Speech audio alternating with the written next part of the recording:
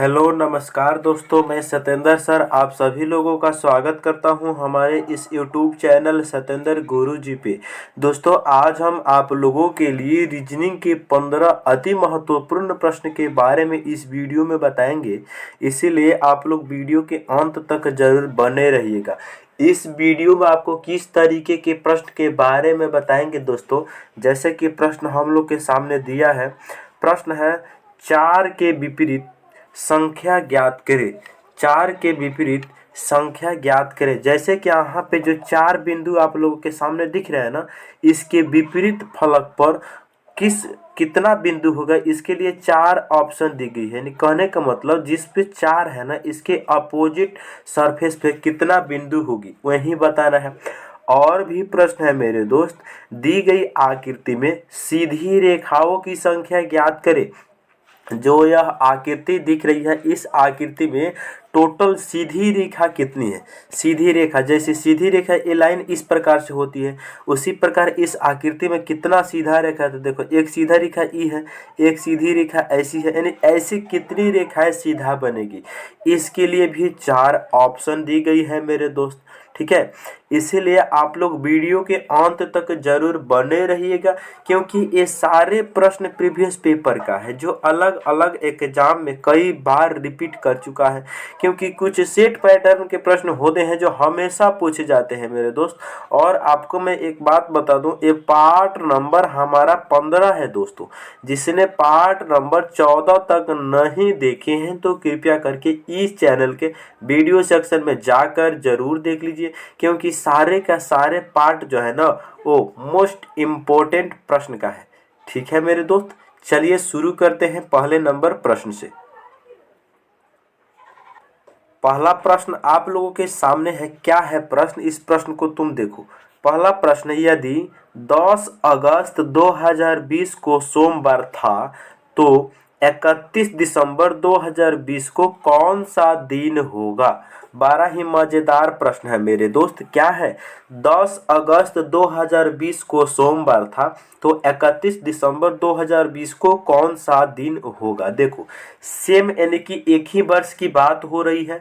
2020 ये भी है, 2020 ये भी है। अंतर है कि अगस्त से हम लोग जा रहे हैं दिसंबर में, यानी कैलेंडर में हम लोग आगे जा रहे हैं। तो हम क्या करेंगे, यहाँ पर अगस्त से लेकर दिसंबर तक जो महीना है ना, यानी कि इसमें तो वर्ष सेम है, तो वर्ष से हमें मतलब रखना ही नहीं है। जो महीना है ना, इस महीने में टोटल विषम दिन निकालेंगे। अब विषम दिन हम कैसे निकालते हैं, अगस्त से शुरू है तो यहाँ अगस्त आ जाएगा। अगस्त के बाद सितंबर, सितंबर के बाद अक्टूबर, अक्टूबर के बाद नवंबर, नवंबर के बाद दिसंबर। ठीक है, इतना महीना में जितना भी विषम दिन है, सारे विषम दिन को तुम आपस में ऐड करो कितना हो रहा है। तो चलो यहाँ पर देखो, अगस्त, अगस्त में हम क्या लिखेंगे, जो पहला महीना होता है उस महीना में लिखते हैं हम लोग बची हुई तारीख। तो अगस्त जो महीना होता है वह 31 दिन का होता है। जो अगस्त महीना होता है वह 31 दिन का होता है। अच्छा देखो, अप्रैल, जून, सितंबर और नवंबर, अप्रैल, जून, सितंबर, नवंबर, ये 4 गो महीना जो है 30 तारीख के होते हैं। फरवरी के छोड़कर बाकी सब 31 के होते हैं। इस पॉइंट को तुम लिख लेना कहीं पे। ठीक है, तो जो अगस्त होता है वो 31 दिन का महीना होता है। उसमें से हम लोगों ने 10 दिन तो यूज कर लिया, तो यहाँ कितना बचेगा, 21 दिन इसमें शेष और बचेगा। यानी अगस्त में कितना दिन बचेगा, 21 दिन। सितंबर हमने अभी बताया था कितना दिन का महीना होता है, 30 दिन का महीना होता है। अक्टूबर कितना दिन का, 31 दिन का। फिर से नवंबर कितना दिन का, 30 दिन का होता है। और दिसंबर, फर्स्ट महीना में हम लोग लिखते हैं बची हुई तारीख, लास्ट महीना में हम लोग जानते हैं क्या लिखते हैं, दी गई तारीख। तो दिसंबर में कितना दी गई है, 31। बस इन सारे को ऐड कर दो, और सारे के ऐड करने के बाद इन सारे को ऐड करो, और ऐड करने के बाद 7 से भाग देकर तुम छोटा कर लेना। देखो, तुम चाहो तो इसको भी 7 से भागा डायरेक्ट कर सकते हो, कर देखो। 21 को 7 से भागा करोगे तो 0 शेषफल बचेगा। 30 को 7 से भागा करोगे तो 2 शेषफल बचेगा। 31 को 7 से भागा करोगे तो 3 शेषफल बचेगा। 30 को भाग करोगे तो 2 बचेगा। फिर 31 को भाग करोगे तो कितना बचेगा, 3 बचेगा। कैसे हम कर रहे हैं, देखो 21 को तुम 7 से जब भाग करोगे तो 7 तिरकी 21, शेषफल कितना 0। 7 के शेषफल को ही न विषम दिन बोला जाता है मेरे दोस्त, ठीक है। तो यहाँ 31 यहाँ पे 3, इन सारे को तुम ऐड करो, इनको ऐड करोगे तो कितना हो जाएगा, 0 में 2 छूटेगा 2, 2 और 3 5, 5 और 2 7, 7 और 3 10, 10 हो गया। और फिर से इसको 7 से भाग करो, क्योंकि 7 का शेषफल कभी भी 7 से 12 नहीं हो सकता है। तो यहाँ से भागा करोगे तो कितना, 7 एकम 7, 3 क्या बचेगा मेरे दोस्त, 3 बचेगा शेष 3 बचा। और जो शेष 3 बचा यही तुम सोमवार में ऐड कर दो, क्यों, क्योंकि कैलेंडर में हम लोग आगे जा रहे हैं। तो सोमवार में 3 दिन हम ऐड कर देंगे तो कौन सा दिन हो जाएगा, सोमवार में 3 दिन हम ऐड कर देंगे। सोमवार में 3 ऐड करेंगे तो मंगल बुध बृहस्पतिवार, यानी बृहस्पतिवार यानी गुरुवार इस प्रश्न का राइट आंसर हो जाएगा ऑप्शन नंबर डी। ठीक है मेरे दोस्त, तो मैं उम्मीद करता हूं कि आप लोग इस प्रश्न को समझ चुके होंगे। अब हम लोग बढ़ते हैं नेक्स्ट क्वेश्चन की तरफ। नेक्स्ट क्वेश्चन है, एक जनरल स्टोर में 5 उत्पादकों ए बी सी डी और ई का मूल्य अलग अलग है, ठीक है। ए सी से सस्ता है, देखो यहाँ जो सस्ता है उसको नीचे लिखो, जो महंगा है उसको ऊपर लिखो। रैंकिंग का प्रश्न है, आप लोगों के सामने दिख रहा होगा कि एनटीपीसी में इस प्रश्न को पूछा गया। क्या है, देखो यहाँ से प्रश्न शुरू हो रही है। क्या प्रश्न है, ध्यान से देखो, ए सी से सस्ता है किंतु बी से महंगा है। जो ए है ना, जो ए है वो सी से सस्ता है, सी से सस्ता है तो सी से नीचे लिखो। किंतु का प्रयोग फर्स्ट नाम यानी कि ए के लिए, ठीक है। किंतु का प्रयोग फर्स्ट नाम यानी कि ए के लिए हुआ है। ए जो है सी से सस्ता है किंतु बी से महंगा है, तो बी से ऊपर आ जाएगा ए, ठीक है। अच्छा, आगे पॉइंट है, ई सी से महंगा है, ई जो है वो सी से महंगा है, ई सी से महंगा है तो सी से ऊपर आएगा। किंतु डी से सस्ता है, किंतु डी से सस्ता है, यानी कि ई जो है सी से तो महंगा है किंतु डी से सस्ता है, तो डी से आ जाएगा नीचे, ठीक है मेरे दोस्त। अब हमारा यहाँ तक प्रश्न करते ही हमारा जो क्वेश्चन है वो कंप्लीट हो चुका है। हम लोगों से प्रश्न पूछा गया है, तो कौन सा उत्पाद सबसे सस्ता है। सबसे सस्ता का मतलब सबसे नीचे, तो सबसे नीचे कौन है, बी। इसका right answer option number D हो जाएगा, क्योंकि सबसे सस्ता जो है ना ऑप्शन नंबर डी में दिया गया है बी, और सबसे महंगा कौन है, डी है, ठीक है। लेकिन हम लोगों से सस्ता पूछा गया तो हम लोग बी टिक करेंगे, ठीक है मेरे दोस्त। नेक्स्ट क्वेश्चन की ओर अब हम लोग चलते हैं। नेक्स्ट क्वेश्चन है, दी गई आकृति में सीधी रेखाओं की संख्या ज्ञात करें। दी गई आकृति में सीधी रेखाओं की संख्या ज्ञात करें, तो सीधी रेखा हम कैसे काउंट करेंगे आपको मैं बताता हूं, ध्यान से देखिएगा। सीधी रेखा काउंट करने के लिए सबसे पहले तुम हॉरिजॉन्टल लाइन को काउंट कर लेना, उसके बाद वर्टिकल लाइन को काउंट कर लेना, उसके बाद डायगोनल को काउंट करना है। वर्टिकल का मतलब जो सीधे खड़ी हो, हॉरिजॉन्टल का मतलब जो ऐसे नीचे लेटी हुई हो, क्षैतिज रेखा बोला जाता है, इसे ऊर्ध्वाधर रेखा भी बोला जाता है। और डायगोनल का मतलब जो तिरछी होती है, डायगोनल जो तिरछी, ये तीनों लाइन को काउंट कर लो अलग अलग, ताकि आपको काउंट करने में दिक्कत नहीं होगी। हॉरिजॉन्टल लाइन ऐसे कितनी लाइन है तुम काउंट करो, एक लाइन तो ई है, एक लाइन ई है, एक लाइन ई है, यानी हॉरिजॉन्टल लाइन कितनी है, हॉरिजॉन्टल लाइन है 3, बिल्कुल। वर्टिकल लाइन, वर्टिकल यानी बिल्कुल 90 डिग्री पर खड़ा हो। क्या इसमें कोई लाइन है जो 90 डिग्री पर खड़ा है, बिल्कुल नहीं है, इसका मतलब वर्टिकल लाइन हो जाएगी 0। अब डायगोनल काउंट करो, डायगोनल देखो, एक तिरछी लाइन ई है, एक तिरछी लाइन ई है, एक तिरछी लाइन ई है, 3 तो इधर से है, 3 है इधर से, और 3 इधर से भी है, देखो 1 2 3, 3 लाइन इधर से या 3 लाइन इधर से। डायगोनल कितना होगा, टोटल होगा डायगोनल 6। अब इन सारे को ऐड कर दो, तो 3 में 0 जोड़ेंगे तो 3 हो जाएगा, और 3 में 6 जोड़ेंगे तो 9 हो जाएगा। यानी इस वाले आकृति में जो टोटल सीधी लाइन होती है या है कितनी है, तो 9 है। इस प्रश्न का right answer option number C हो जाएगा मेरे दोस्त, ठीक है। यहाँ से लेकर देखो, अब जैसे कि अगर हम लोगों को तिरछी लाइन काउंट करना, तो यहाँ से लेकर यहाँ तक हम काउंट नहीं कि पूरा लाइन को काउंट करते हैं, ठीक है। तो तिरछी लाइन 3 गो इधर से है और 3 गो लाइन इधर से है, तिरछी लाइन 6 गो है, और हॉरिजॉन्टल कितनी है, 1 2 3। टोटल इसमें कितनी सीधी लाइन आ चुकी है, तो 9 आ चुकी है। यही इस प्रश्न का राइट आंसर हो जाएगा, ठीक है मेरे दोस्त। चलिए नेक्स्ट क्वेश्चन की ओर अब हम लोग बढ़ते हैं। नेक्स्ट क्वेश्चन है 4 नंबर शब्द डिप्लोमेसी में ऐसे कितने अक्षर युग्म हैं जिनके बीच में उतने ही अक्षर आते हैं जितने की अंग्रेजी वर्णमाला में है। देखो शब्द डिप्लोमेसी, यहाँ क्या है तो डिप्लोमेसी है, तो डिप्लोमेसी को लिखो डी, उसके बाद I, D I P L O M A, है ना, एम के बाद में ए है, उसके बाद सी है, उसके बाद वाई है। तो शब्द डिप्लोमेसी में ऐसे कितने अक्षर युग्म हैं जिनके बीच में उतने ही अक्षर आते हैं जितने कि अंग्रेजी वर्णमाला में है। आपको मैं एक चीज बता दूं, जैसे कि ए और यहाँ है डी, ए और डी के बीच में कितने लेटर आते हैं तो ए के बाद में आता है बी, बी के बाद में आता है सी, सी के बाद में आता है डी।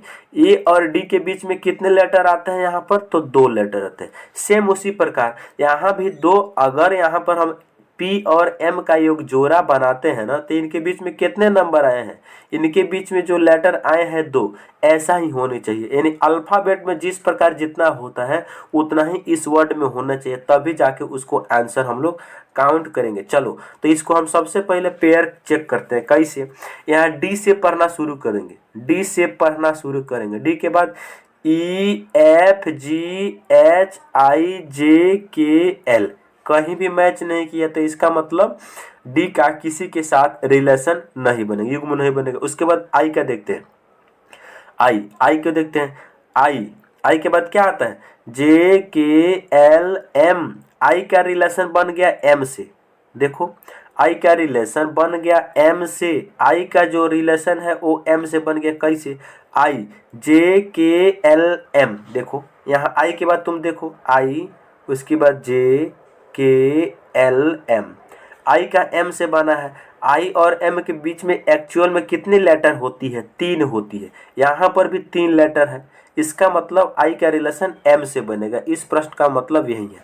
उसके बाद पी का देखेंगे, पी के बाद देखेंगे, पी के बाद पी, पी है तो पी से पढ़ना शुरू करेंगे, पी से अगला, पी के बाद क्या आता है P Q, Q R S T U भी, पी क्या किसी के साथ नहीं बना। एल के पढ़ते हैं, एल, एल के बाद पढ़ेंगे M N O P Q, नहीं बना। ओ के पढ़ेंगे, ओ के बाद में क्या आता है पी क्यू आर एस, नहीं बना। एम के पढ़ेंगे, एम हो गया। उसके बाद एन ओ पी, नहीं बनेगा। उसके बाद ए का ए बी सी, नहीं बनेगा। उसके बाद सी का सी बी, नहीं बनेगा। अच्छा वाई का तो किसी की नहीं बनेगा, तो एक इधर से बना। अच्छा अब हम इधर से भी पढ़ते हैं, इधर से भी पढ़ कर देखते हैं, इधर से भी हम लोग पढ़ के देखते हैं। देखो वाई का रिलेशन तो ऐसे ही, देखो इसमें जो भी संबंध बनता है अपने से 12 लेटर का बनता है, तो वाई तो खुद 25 स्थान, वाई का जो स्थान होता है वो 25 होता है, तो इस 12 खुद है तो इसका तो किसी से बन ही नहीं सकता। सी का देखते हैं, सी, सी को लेते हैं और सी से पढ़ना इधर शुरू करते हैं। सी के बाद में आता है, सी के बाद क्या आता है D E F G H I, I, C के आई से बना, सी का बना आई से। देखो कैसे, सी के बाद D E F G H I, I से बना। ए का पढ़ेंगे B C D E F G, नहीं। एम का पढ़ेंगे, एम का पढ़ेंगे एन ओ पी, एम का रिलेशन बन गया पी से, सॉरी जोड़ा बन गया पी से, M N O P, N O P बन गया। अच्छा अब हम पढ़ेंगे ओ का, पी क्यू आर एस, नहीं बनेगा। एल का, एल का पढ़ेंगे हम लोग एम एन ओ, नहीं बनेगा। पी के पढ़ेंगे क्यू आर, नहीं। आई का नहीं, यानी कि इसमें टोटल कितना है, एक पेयर बना आई और एम के साथ, एक पेयर बना आई और एम के साथ, एक पेयर बना सी और आई के साथ, एक पेयर बना क्या एम और पी के साथ। यहाँ पर टोटल कितने पेयर बन गया, 3 पेयर बन गया। तो इसका right answer option number C हो जाएगा। ठीक है, चलिए नेक्स्ट क्वेश्चन की ओर अब हम लोग चलते हैं। नेक्स्ट क्वेश्चन है, एक कार्यशील घड़ी, जो कार्यशील घड़ी को एक मेज पर इस प्रकार रखा गया है कि रात्रि 9 बजे घंटे की सुई उत्तर की ओर इशारा कर रही है। वहीं यदि वही घड़ी की उसी स्थिति में रखती है, घड़ी उसी स्थिति में रहती है तो सुबह 6 बजे मिनट की सुई किस दिशा में इंगित करेगी। आपको दिख रहा होगा कि एनटीपीसी में फिलहाल इस प्रश्न को पूछा गया। देखो एक हमारे पास घड़ी है, ठीक है। ये प्रश्न में बोला है एक घड़ी जो है ना, घड़ी कुछ इस प्रकार से होती है, आप लोग बना चुके होंगे। घड़ी कैसे होती है आपको मैं बताता हूँ। इस प्रकार से घड़ी होती है, यहाँ पर होता है 12, यहाँ पर होता है 3, यहाँ पर होता है 6 और यहाँ पे होता है 9 होता है, और इसके बीच में भी 2 होती है, इसके बीच में भी एक यहाँ पर होता है, 2 यहाँ पर होता है, 4 यहाँ पर होता है, यहाँ पर होता है 5, ठीक है। 4 5 यहाँ 7 8 10 और 11, यहाँ होता है 1, यहाँ होता है 2, यहाँ होता है 4, यहाँ होता है 5, यहाँ होता है 7, यहाँ होता है 8 और यहाँ होता है 10 और यहाँ होता है 11, ठीक है। लेकिन प्रश्न क्या कह रहा है, इस प्रश्न को भी तू समझना। प्रश्न कह रहा है यदि घड़ी में 9 बजे, तो 9 बजती है तो इस प्रकार से कुछ होता है। जब घड़ी में 9 बज रही होती है तो घंटे की सुई जो होती है, जो घंटे की सुई होती है वो 9 की तरफ होती है, और जो मिनट की सुई होती है वो 12 की तरफ होती है। 9 बजता है तो ऐसा दिखता है, बिल्कुल। जब 9 बजता है तो घंटा की सुई 9 की तरफ होती है और मिनट की सुई 12 की तरफ होती है। तो प्रश्न कह रहा है कि जो घंटा की सुई है वो एक्चुअल में किस दिशा में है, तो घंटा की सुई एक्चुअल में। अच्छा एक बात बताइए, जो घंटा की सुई है एक्चुअल में कौन सी दिशा में है। जब हम लोग पेपर पे डायरेक्शन बनाते हैं तो ऊपर में उत्तर होता है, नीचे में दक्षिण होता है, दाहिने बगल में पूर्व होता है, बाएं बगल में पश्चिम होता है, ठीक है। अब इस पॉइंट का यूज हम आप लोगों को कैसे कराते हैं, देखो। जो घंटा की सुई है वो एक्चुअल में है किस दिशा में, तो वह पश्चिम दिशा में है। पश्चिम दिशा में है ना, किस दिशा में है, तो पश्चिम दिशा में है, पश्चिम दिशा में। लेकिन प्रश्न कह रहा है नहीं, घंटा की जो सुई है वो है उत्तर दिशा में, ठीक है, उत्तर दिशा में है ना। यानी कहने का मतलब जो देखो, यहाँ पर जो घंटा की सुई एक्चुअल में है वो पश्चिम दिशा में है, लेकिन प्रश्न कह रहा है नहीं यह उत्तर दिशा में है। तो ये बताइए इसने क्या चेंज किया है, इसने पश्चिम को उत्तर बना दिया है। पश्चिम को उत्तर बना दिया है तो उसने क्या किया है, पश्चिम को उसने उत्तर बना दिया है, पश्चिम को उसने उत्तर बना दिया है। यानी कि जो यहाँ पर पश्चिम डायरेक्शन है ना, इसको उसने उत्तर बनाया है तो लेकर चला गया है यहाँ पर, यानी 90 डिग्री घड़ी के क्लॉकवाइज डायरेक्शन में उसको घुमा दिया है। पश्चिम को बना दिया उत्तर, यानी 90 डिग्री क्लॉकवाइज डायरेक्शन में उसने घुमाकर उत्तर के स्थान पर लेकर चला गया। सॉरी ऐसे नहीं, तुम इसको ऐसे भी कर सकते हो, क्लॉकवाइज नहीं, वह उत्तर को बनाया है पश्चिम, उत्तर को बनाया है पश्चिम, इसका मतलब 90 डिग्री वो घड़ी के उल्टे दिशा में डायरेक्शन को ही घुमा दिया। हम लोगों से पूछा जा रहा है तो 6 बजे मिनट की सुई किस दिशा में होगी। अच्छा जब घड़ी में एक्चुअल में 6 बजता है तो किस प्रकार समय दिखाई देता है, जो घंटा की सुई है वो 6 की तरफ दिखता है और जो मिनट की सुई है वो 12 की तरफ दिखता है। तो ये बताइए हम लोगों से पूछा जा रहा है मिनट की सुई पूछा जा रहा है, क्या पूछा जा रहा है, मिनट की सुई किस दिशा में होगी। ये बताइए जब 6 बजेगा तो मिनट की सुई होगी ऊपर, होगी ना, तो ऊपर कौन सी दिशा आ चुकी है। जैसे ही ये उत्तर घुसुक के आ जाएगा यहाँ पर, यानी 90 डिग्री सारे डायरेक्शन ही घूम जाएंगे। जो पूरब है तो पूरब चला जाएगा यहाँ पर, यानी ऊपर कौन सी दिशा हो जाएगी, मिनट वाली जो हैंड है यानी घड़ी के जो मिनट की सुई है वो किस दिशा में हो जाएगी, तो पूरब दिशा में हो जाएगी। यानी ऑप्शन नंबर डी हो जाएगा इस प्रश्न का राइट आंसर मेरे दोस्त, ठीक है। क्योंकि वो घड़ी को 90 डिग्री एंटी क्लॉकवाइज डायरेक्शन में घुमा दिया, ठीक है मेरे दोस्त। चलिए अब हम लोग बढ़ते हैं नेक्स्ट क्वेश्चन की तरफ। नेक्स्ट क्वेश्चन ब्लड रिलेशन का प्रश्न है, क्या है, आर एन का भाई है। देखो ब्लड रिलेशन चैप्टर में हम आप लोगों को पहले ही बता चुके हैं कि जहां भी पुरुष होंगे, जहां भी पुरुष होगा ना, यहीं से लिखते हैं, जहां भी मेल होगा यानी मेल मतलब पुरुष, उसको हम क्या करेंगे, पुरुष को हम बंद कर देंगे त्रिभुज में, और जहां भी महिला यानी कि ओमेन होगी उसको हम बंद कर देंगे सर्किल में। पुरुष के लिए हम त्रिभुज यूज करेंगे और महिला के लिए हम लोग सर्किल यूज करेंगे, ठीक है। अगर इसके बारे में ब्लड रिलेशन चैप्टर के बारे में विशेष तरीके से आपको जानकारी चाहिए तो मेरे चैनल पे एक वीडियो पड़ा है, जाकर आप लोग वहां से उसको देख सकते हैं। तो क्या है प्रश्न, आर एन का भाई है, यहाँ बनाते हैं, जो आर है ना वो एन का भाई है, एन का भाई है तो साथ ही साथ आएगा। आर जो है वो एन का भाई है, इसका मतलब इसको हम बंद करेंगे त्रिभुज में क्योंकि पुरुष है। आगे प्रश्न है आर के का एकमात्र पुत्र है। जो आर है ना वो के का एकमात्र पुत्र है, तो के से नीचे आर आ जाएगा और के आर से ऊपर चले जाएंगे बिल्कुल। आगे प्रश्न है एस के की एकलौती बहू है। एस जो है के की एकलौती बहू है।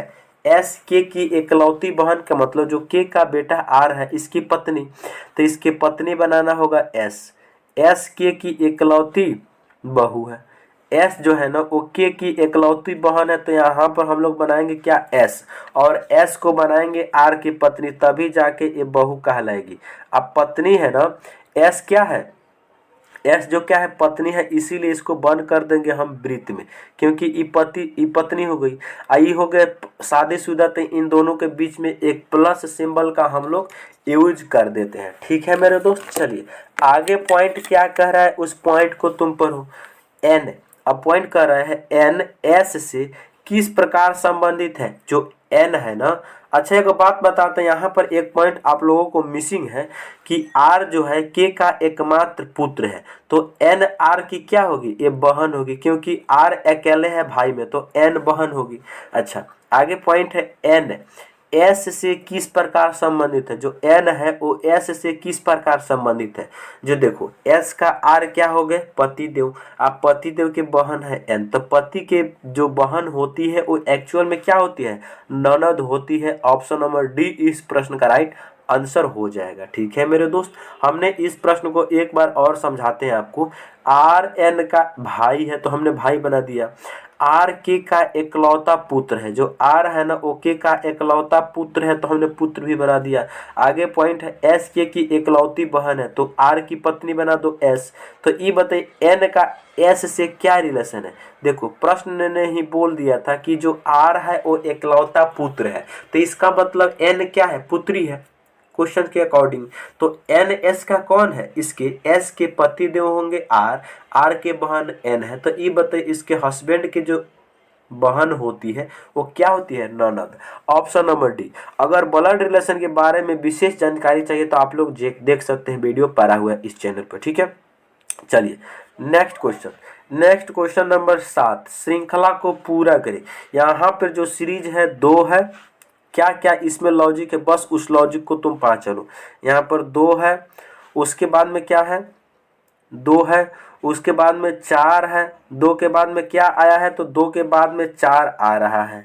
2 के बाद में हम लोगों के सामने क्या आ रहा है, सबसे पहले आ रहा है 2, इसके बाद में आ रहा है 4, इसके बाद में आ रहा है 10, इसके बाद में क्या आ रहा है 28 आ रहा है, इसके बाद में आ रहा है क्वेश्चन मार्क, और इसके बाद में आ रहा है 244। चलो तो इस क्वेश्चन मार्क का ही वैल्यू हम लोगों को निकालना है। यहाँ पर क्या लॉजिक है, बस उस लॉजिक को तुम पहचानो। 2 से 4 कैसे बना है, 2 से 4 बनाने के लिए इसमें क्या किया गया है, अगर इसको हम 3 से गुना कर दे तो 2 3 6 हो जाएगा, और उसमें से 2 घटा दे तो 4 बन जाएगा।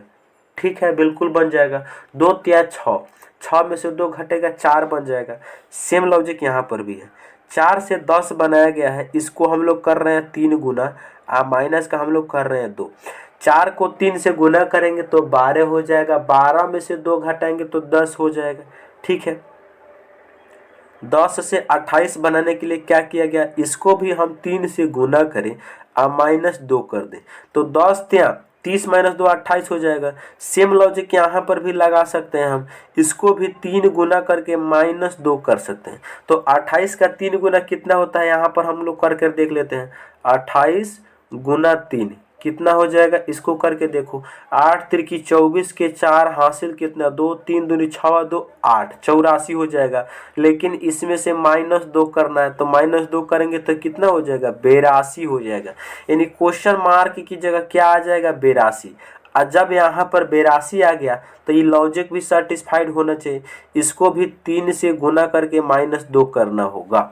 देखो 3 से गुना करेंगे तो 3 दूनी 6 हो जाएगा, 8 तिरकी 24 बिल्कुल हो जाएगा 246, और 246 में से जैसे ही 2 हम लोग घटावेंगे हम लोगों के सामने बच जाएगा 244। इसका मतलब 82 इस प्रश्न का राइट आंसर हो जाएगा। ऑप्शन नंबर डी सही। ठीक है मेरे दोस्त। चलिए नेक्स्ट क्वेश्चन की ओर अब हम लोग बढ़ते हैं। नेक्स्ट क्वेश्चन 8 नंबर क्या है, दिए गए विकल्प में से संबंधित संख्या को चुनिए। दिए गए विकल्प में से संबंधित संख्या को चुनिए।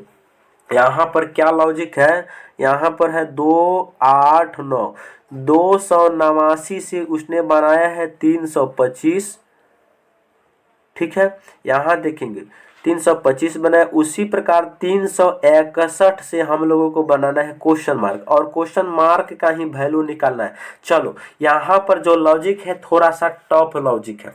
यहाँ जब भी सिमिलरिटी का प्रश्न आता है तो इसमें हम लोग करते क्या है कि इसमें सबसे पहले प्राइम नंबर का लॉजिक ढूंढते हैं। अगर वो नहीं होता है तो हम क्यूब्स देखते हैं, क्यूब्स नहीं लगता है तो स्क्वायर देखते हैं, स्क्वायर नहीं होता है तो हम मल्टीप्लिकेशन या डिवीजन देखते हैं, अगर ये भी नहीं लॉजिक लगता है तो हम एडिशन और सब्ट्रैक्शन देखते हैं। लेकिन यहाँ पर स्क्वायर का लॉजिक लग जाएगा। कैसे, देखो यहाँ पर जो लॉजिक लगा है थोड़ा सा टफ लॉजिक है, उसको पहचानना। 289 से 325 बनाने के लिए जानते हैं क्या करना होगा, इस 289 का स्क्वायर रूट निकालना पड़ेगा।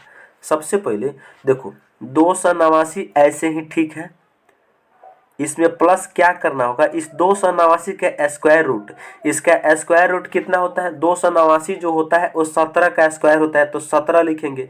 इस 17 को 2 से गुना करके और इसी 2 के इसमें हम ऐड कर देंगे तो जाके 325 बनेगा। करके देखो, यहाँ हो जाएगा 2 8 9 हो जाएगा, बीच में प्लस 17 दूनी 34 और 2 कितना हो जाएगा, 17 दूनी 34 और 2 36 हो जाएगा। अब इनको तुम ऐड करो तो 6 और 9 15 के 5 हासिल कितना 1, 8 और 3 11, 1 हासिल 12 के 2 हासिल कितना 1, 2 और 1 325 बना। कितना टफ था। इसी प्रकार मेरे दोस्त यहाँ 361 से क्वेश्चन मार्क हम लोग बना सकते हैं। 361 तो रहेगा, ठीक है, 361 तो रहेगा, 361 तो रहेगा, प्लस इस 361 का स्क्वायर रूट, 361 का स्क्वायर रूट कितना होता है, स्क्वायर रूट निकालने के बाद 19 आता है।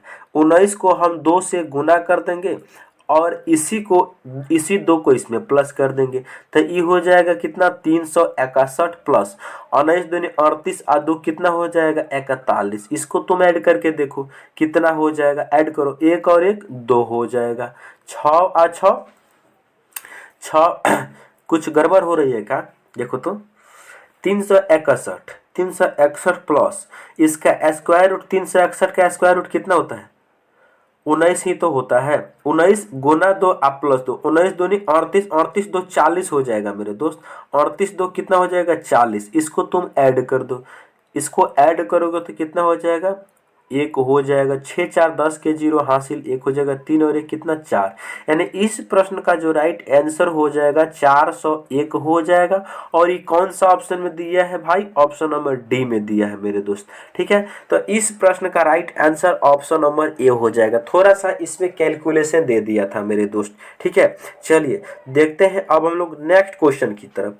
नेक्स्ट क्वेश्चन है दर्पण प्रतिबिंब ज्ञात कीजिए। दर्पण प्रतिबिंब का एक्चुअल मतलब होता है क्या कि दर्पण में जो चीज दायां दिखती है वो बायां हो जाती है और जो बायां है वो दायां हो जाती है। और आपको मैं एक चीज बता दूं कि दर्पण प्रतिबिंब में ऊपर और नीचे सेम होता है, केवल दायां और बायां आपस में चेंज होता है। ठीक है, और एक चीज आपको बता दूं, जो दर्पण से अवसर छांटने का तरीका, जैसे ये दर्पण हो गया ना, हम लोगों के सामने, कलर को चेंज करो, यहाँ पर ये हो गया दर्पण। ठीक है, ये दर्पण हो गया, मान लो दर्पण हो गया हम लोगों के सामने।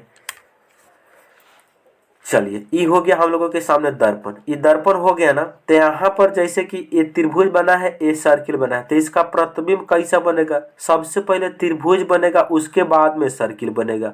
यहाँ से एक लॉजिक आप लोग लिखो, जो चीज दर्पण से जितना नजदीक होती है उसका प्रतिबिंब उतना ही नजदीक बनता है, और जो चीज दर्पण से जितना दूर होती है उसका प्रतिबिंब भी दर्पण से उतना ही दूर बनता है। जैसे यहाँ त्रिभुज नजदीक है तो नजदीक बना, सर्किल दूर है तो दूर बना। बस इस पॉइंट को तुम इसमें ध्यान से रखना। यहाँ पर जो इसका आकृति, यहाँ पर तो एक बॉक्स बन जाएगा, इस बॉक्स में कैसे त्रिभुज कैसा इसका प्रतिबिंब बनेगा, जो एरो है वो कुछ इस प्रकार से यहाँ पर दिखेगा। तो एरो इधर सीधा दिख ही नहीं सकता, गलत। एरो यहाँ पर है ही नहीं, गलत। एरो यहाँ पर है ही नहीं, गलत। इसीलिए मेरा राइट आंसर ऑप्शन बी होगा। कितना आसान तरीका से आप लोग लॉजिक जानते हैं तो इसका आंसर निकाल लिए ना। बिल्कुल। चलिए नेक्स्ट क्वेश्चन की ओर अब हम लोग बढ़ते हैं मेरे दोस्त। Next question 9 number sorry next question 10 number. 4 के विपरीत को संख्या ज्ञात करना है, डाइस का प्रश्न है। 4 के विपरीत संख्या ज्ञात करना है तो देखो यहाँ पर जो डाइस बना हुआ है इस डाइस में हम लोग वन कॉमन ट्रिक लगा सकते हैं। जैसे यहाँ पर 4 बिंदु यहाँ पर भी है, 4 बिंदु यहाँ पर भी है, तो 4 बिंदु है, 4 बिंदु दोनों में कॉमन है, तो वन कॉमन ट्रिक हम लोग लगा सकते हैं। वन कॉमन ट्रिक क्या कहते हैं, जो चीज कॉमन है उसको हम लोग लिख लेते हैं ऊपर नीचे। यहाँ भी 4 कॉमन है, यहाँ भी 4 कॉमन है, तो इनको ऊपर और नीचे हम लोग लिख सकते हैं। लिख लिए। उसके बाद 4 कॉमन है तो लिखने के बाद यहाँ पर भी 4 कॉमन है, यहाँ पर भी 4 कॉमन है। 4 लिखने के बाद पहली आकृति में क्लॉकवाइज घूमेंगे तो 4 के बाद में 6 बिंदु आएगा, 6 के बाद 5 बिंदु आएगा, तो 4 के बाद में आएगा 6 बिंदु, 6 के बिंदु के बाद में आएगा 5 बिंदु। इस वाले आकृति में 4 के बाद जब हम लोग क्लॉकवाइज में घूमेंगे तो 4 के बाद में आ जाएगा 1 और 1 के बाद में आ जाएगा 2। ठीक है। अच्छा, ऐसा करने से हम लोग को क्या मिलता है कि 5 का अपोजिट 2 मिल जाता है, 6 का अपोजिट 1 मिल गया। 4 का अपोजिट क्या मिलेगा, 4 का अपोजिट वो नंबर मिलेगा जो नहीं दिख रहा है, तो 3 नहीं दिख रहा है, तो इसका मतलब 4 के विपरीत में क्या होगा, 3। तो हम लोगों से 4 का ही विपरीत तो पूछा गया है, इसका मतलब इसका right answer option number C हो जाएगा। 4 का अपोजिट बिंदु कितनी होंगी, 3। तो ऐसे इस प्रश्न को किया जाता है। इसमें वन कॉमन ट्रिक लगाकर हम लोग चुटकी बजाते ही आंसर निकाल लिए मेरे दोस्त। नेक्स्ट क्वेश्चन की ओर अब हम लोग चलते हैं। नेक्स्ट क्वेश्चन है, निम्नलिखित प्रश्न में दिए गए विकल्प में से अलग संख्या या संख्याओं को चुनिए। यहाँ पर विषम की पहचान करना है। जैसे कि 1331 कैसे बना, देखो 11 से 1331 बनाने के लिए जो 11 है ना, इसका क्यूब कर दोगे तो 1331 बन जाएगा। कितना बन जाएगा, 1331। अच्छा, यहाँ पर जो 12 का है ना, उससे 1728 कैसे बन सकता है, सेम लॉजिक, 12 का क्यूब कर देंगे तो बन जाता है 1728। ठीक है। अच्छा, यहाँ देखेंगे 13 का क्यूब अगर हम लोग कर देंगे तो बन जाएगा कितना, 13 का क्यूब करेंगे तो 2197 बन जाएगा।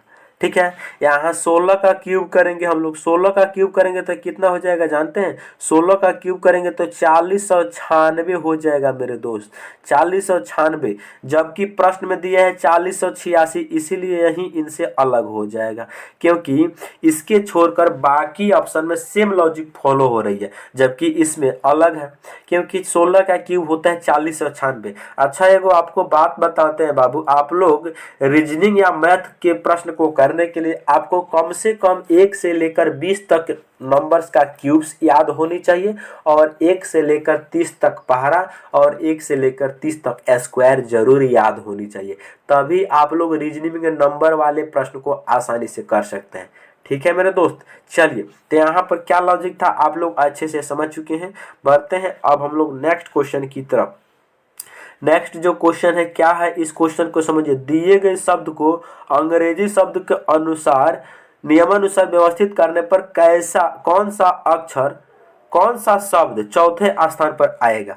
देखो यहाँ पर जो प्रश्न है, कह रहा है कि दिए गए शब्द को अंग्रेजी शब्दकोश के नियमानुसार व्यवस्थित करने पर कौन सा शब्द चौथे स्थान पर आएगा। यहाँ पर हमारे पास 5 वर्ड दी गई है, इस पांचों वर्ड में देखना है कि सबसे पहले कौन आता है। देखो इस वर्ड में होता है एक्चुअली क्या, कि जो अल्फ़ाबेट पहले आता है उसे पहला लिखा जाता है, जो अल्फ़ाबेट बाद में आता है उसे बाद में लिखा जाता है, और उसी के अनुसार इस जो वर्ड है इसको डिक्शनरी में, ये हमारा डिक्शनरी चैप्टर से लिया गया। ये डिक्शनरी में ऐसा ही वर्ड होता है, जितना भी ए से शुरू होता है उसको एक साइड, उसके बाद बी से, उसके बाद सी से लिखते हैं। चलिए, तो इसमें देखते हैं कि सबसे पहले कौन सा वर्ड आ सकता है।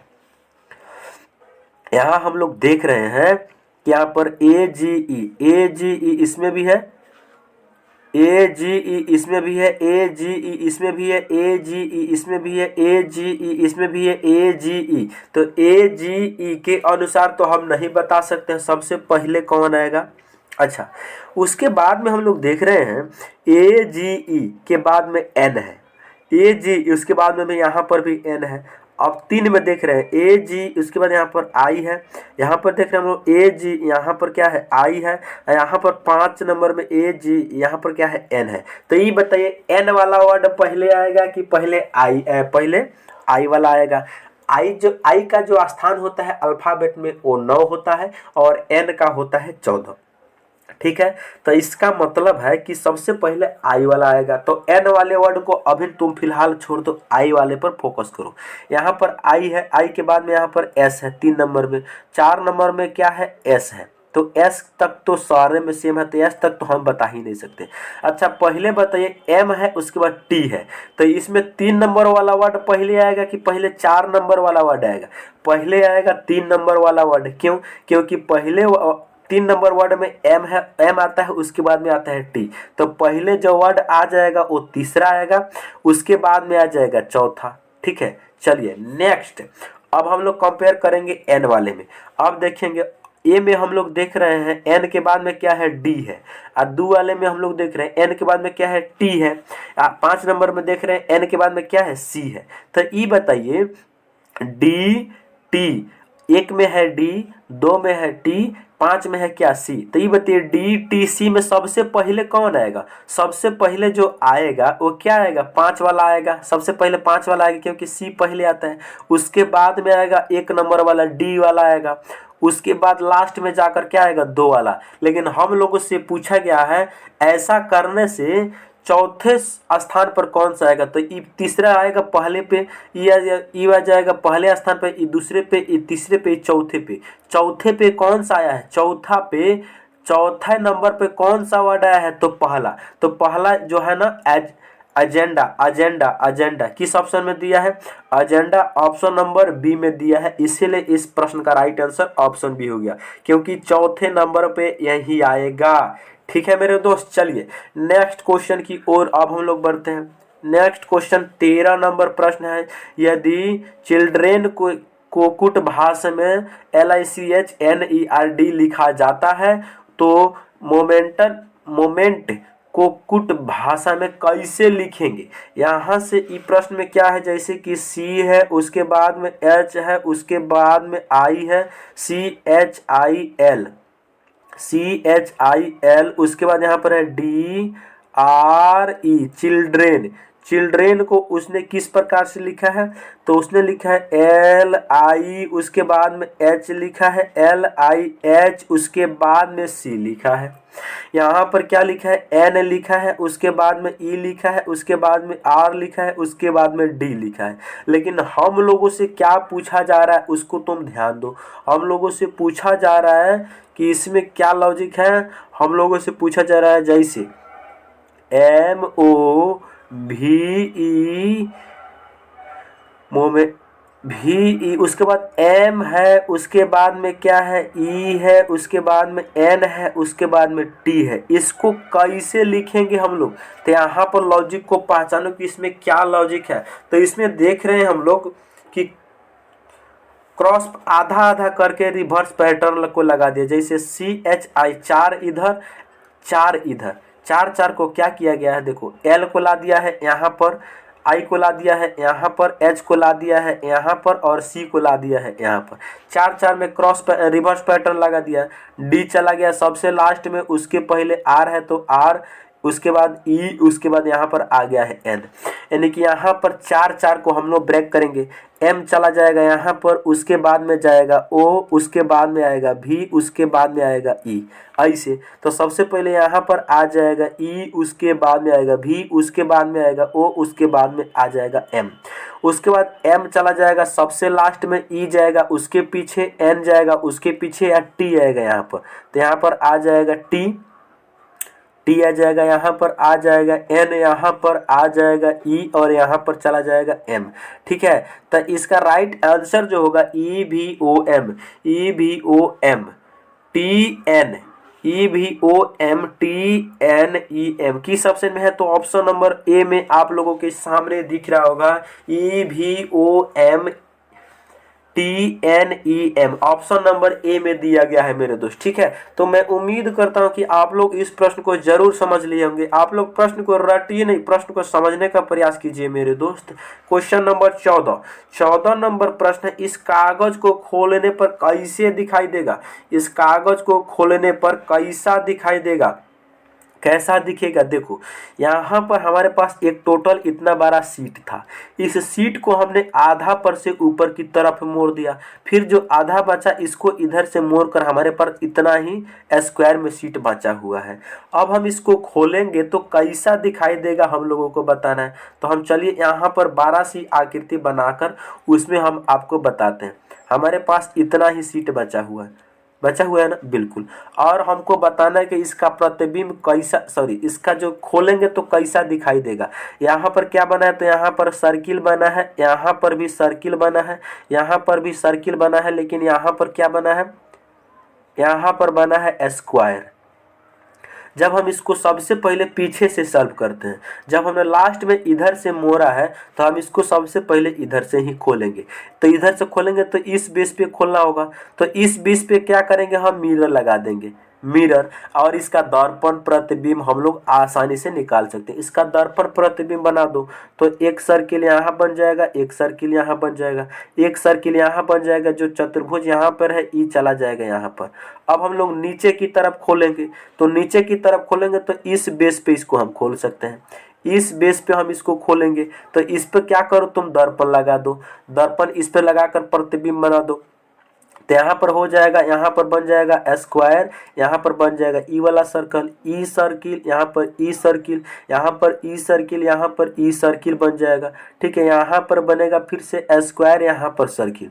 तो ऐसा कौन सा ऑप्शन में दिख रहा है मेरे दोस्त, ऐसा किस ऑप्शन में दिख रहा है आपके सामने? देखो बीच में केवल सर्किल आना चाहिए, बीच में देख रहे हैं आप लोग, बीच में केवल और केवल सर्किल आना चाहिए, बीच में केवल। तो बीच में स्क्वायर यहाँ पर है इसीलिए बी गलत, बीच में स्क्वायर यहाँ पर दिया है इसीलिए सी गलत, बीच में स्क्वायर यहाँ पर है इसीलिए डी गलत। तो कुल मिला के हमारा राइट आंसर ऑप्शन ए हो गया, क्योंकि बीच में सारे का सारे सर्किल आना चाहिए। ठीक है, तो ऐसा आकृति ऑप्शन नंबर ए में दिया गया है मेरे दोस्त, इसीलिए इस प्रश्न का राइट आंसर ऑप्शन ए हो जाएगा। ठीक है, चलिए नेक्स्ट क्वेश्चन। नेक्स्ट क्वेश्चन है 15 नंबर प्रश्न है, यदि 12/2 को 145 और 15/2 को 226 तो 24/2 को कैसे लिखा जाएगा? यहाँ पर क्या लॉजिक है, बस उस लॉजिक को तो पहचान लो। यहाँ पर क्या है, तो 12 है, उसके बाद @ है, 12/2 को उसने क्या लिखा है, तो 145 लिखा है। ठीक है, चलिए नेक्स्ट में क्या है, देखो 15 के @ 2 को उसने क्या लिखा है, 226 लिखा है। ठीक है, और हम लोगों से पूछा जा रहा है कि 24/2 को किस प्रकार लिखा जाएगा, यही ना प्रश्न है। ठीक है, चलिए तो यहाँ पर क्या लॉजिक है, बस उस लॉजिक को तो पहचानो। यहाँ पर देख रहे हैं 12/2 है तो 145 कैसे लिख सकते हैं, आपको एक हिंट देते हैं। देखो यहाँ जो 12 है ना, इसको बेस ले लेना है। ठीक है, 12 को बेस ले लेना है, @ के बाद में क्या है, 2 है, तो इसके पावर 2 कर देना है, इसके पावर 2 कर देंगे तो कितना हो जाएगा, इसके पावर 12 बेस 2 है, @ के बाद तो इसको 2 कर देंगे तो कितना हो जाएगा, 144 हो जाएगा बिल्कुल। और अपने मन से +1 करते ही 145 बन जाएगा। ठीक है, उसी प्रकार यहाँ पर जो 15 बेस है ना, @ के बाद 2 है तो इसका भी पावर 2 ले लेंगे, तो 15 का स्क्वायर हो जाएगा 225, अपने मन से +1 कर देंगे तो 226 हो जाएगा। ठीक है, और 26 भी दिया गया है। सेम यानी कि सिमिलरली यहाँ पर 24 के पावर क्या है, 24 @ 2 है तो 24 बेस रहेगा, @ के बाद 2 है तो इसका भी पावर हम लोग 2 कर देंगे, तो 24 का स्क्वायर होता है मेरे दोस्त 576। ठीक है, 576 होता है, और अपने मन से +1 कर देंगे तो कितना हो जाएगा, 577। ऑप्शन नंबर ए में दिया गया है, इसीलिए इस प्रश्न का राइट जो आंसर हो जाएगा मेरे दोस्त, ऑप्शन नंबर ए 577 हो जाएगा। ठीक है मेरे दोस्त, चलिए तो मैं उम्मीद करता हूं कि आप लोग सारे प्रश्न को अच्छे से समझ गए होंगे। यदि आप हमारे चैनल पर पहली बार आए हैं तो चैनल को सब्सक्राइब कर लीजिए और साथ ही साथ बेल आइकन को ऑन कर दीजिए, ताकि मैं जब भी वीडियो डालूं तो नोटिफिकेशन जो है ना सबसे पहले आपके पास पहुंचे। ठीक है, मिलते हैं अगले वीडियो में, तब तक के लिए जय हिंद।